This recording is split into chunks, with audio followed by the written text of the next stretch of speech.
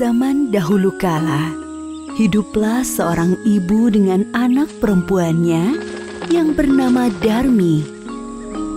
Ayah Darmi sudah meninggal saat Darmi masih kecil. Dahulu mereka hidup berkecukupan. Namun setelah ayahnya meninggal, ibu Darmi harus bekerja keras di ladang demi hidup mereka. Karena setiap hari bekerja di ladang, kulit ibu Darmi jadi kian gelap. Berat tubuhnya juga menyusut.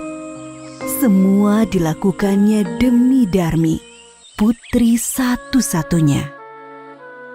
Namun apa yang dilakukan Darmi? Dia tidak mau membantu ibunya. Kerjanya setiap hari hanya berdandan.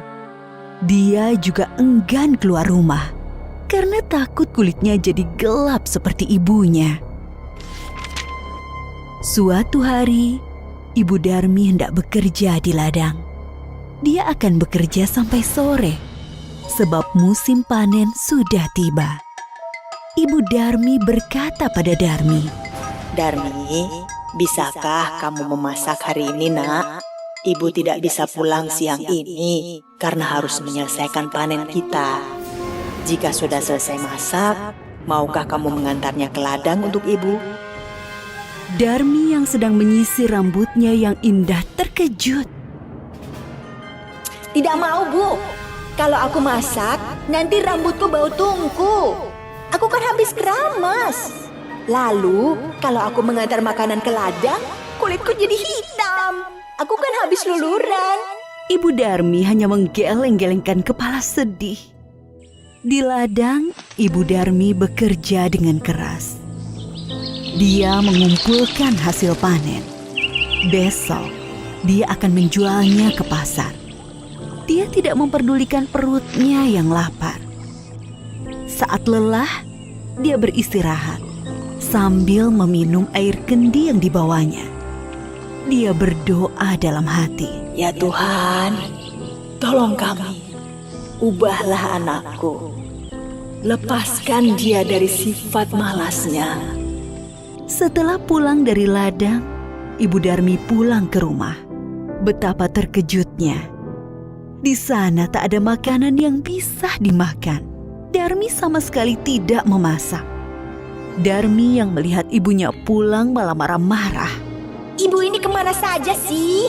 Masa tidak ada makanan di rumah? Aku kan lapar. Seharian tidak makan.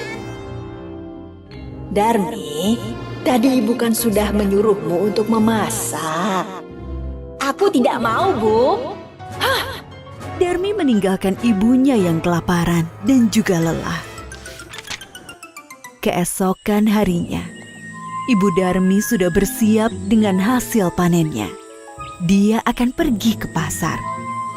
Darmi, ikutlah ibu ke pasar, nak. Ibu membutuhkanmu untuk membawa hasil ladang kita. Nggak mau, Bu. Nanti kulitku kotor. Apalagi pasar kan becek. Aduh, aku nggak bisa membayangkan kulitku yang bersih ikutan kotor. Akhirnya, ibunya ke pasar sendiri dengan membawa hasil ladang itu. Sorenya, Ibu Darmi membawa uang hasil panen. Tidak terlalu banyak, hanya cukup untuk membeli benih dan makan beberapa hari. Darmi yang melihat ibunya sedang menghitung uang, segera mendekati ibunya. Bu, bedaku habis. Tolong belikan dong, Bu. Ya, besok ibu belikan. Tapi kamu harus ikut supaya ibu tidak salah beli. Akhirnya Darmi dengan terpaksa ikut ibunya pergi ke pasar. Tapi Darmi berbisik kepada ibunya. Bu, nanti kita jalannya jangan berdampingan. Ibu di belakangku saja. Kenapa, Darmi? Pokoknya ibu jalan di belakangku. Darmi sebenarnya malu berjalan bersama ibunya yang berkulit gelap dan wajah yang tak terawat. Tiba-tiba, di tengah jalan, ada seorang teman Darmi yang menghampiri dan bertanya. Hai Darmi, kamu mau kemana? Aku mau ke pasar. Teman Darmi melihat Ibu Darmi dengan pandangan bertanya. Dia siapa, Darmi? Ibumu ya? Darmi yang tak ingin temannya tahu jika dia punya ibu yang kotor dan jelek, segera menjawab. Oh, dia pembantuku. Tentu saja bukan ibuku. Ih, amit-amit deh. Betapa sedih saat Ibu Darmi mendengarnya. Namun hanya ditahan dalam hati. Mereka melanjutkan perjalanan. Darmi bertemu dengan temannya yang lain. Darmi, kau mau kemana? Aku mau ke pasar. Ngomong-ngomong, siapa yang ada di belakangmu? Apa dia ibumu? Bukan, dia bukan ibuku. Dia pembantuku. Sungguh hati Ibu Darmi semakin sedih. Begitu tega anaknya mengakui dirinya sebagai pembantu.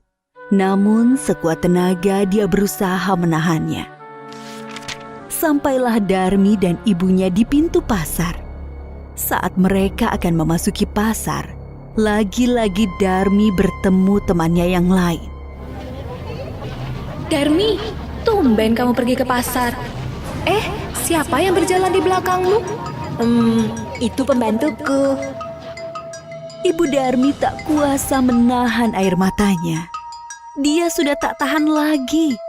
Maka dia pun berdoa dalam hati. Ya Tuhan, hamba sudah tidak kuat lagi dengan sikap anak hamba. Tolong kiranya Tuhan menghukumnya agar dia menjadi jera. Setelah Ibu Darmi selesai berdoa, tiba-tiba Darmi menjerit. Ibu! Ada apa dengan kakiku? Kenapa tidak bisa digerakkan lagi? Sedikit demi sedikit Darmi menjadi batu. Ibu Darmi menangis pilu. Maafkan aku, Nak. Ini semua karena perlakuanmu terhadap ibu. Ampun, Bu. Ampun. Darmi tidak akan mengulanginya lagi.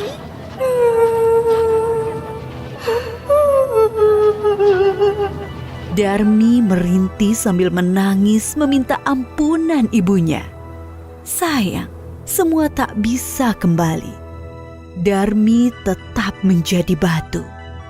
Dia harus menanggung hukuman karena telah durhaka terhadap ibunya yang sudah merawat dan menjaganya hingga dia besar. Batu itu akhirnya dipinggirkan orang-orang dan disandarkan di tebing. Hingga sekarang, batu itu masih ada di Kalimantan Barat dan dinamakan Batu Menangis.